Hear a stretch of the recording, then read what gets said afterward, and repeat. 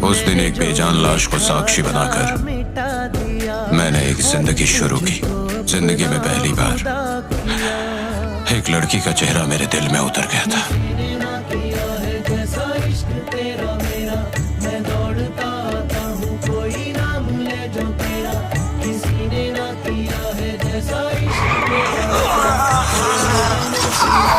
पूरे 8 महीने तक मैं कोमा में था। क्या हुआ था ये मुझे किसी ने बताया तक नहीं, और ना ही किसी ने ढूंढा, एक इंसान के अलावा।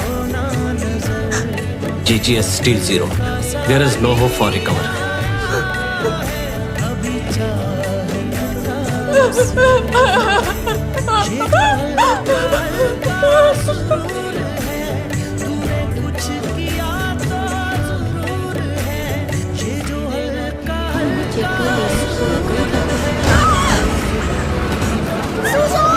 वो मर चुकी थी और मुझे पता भी नहीं चला।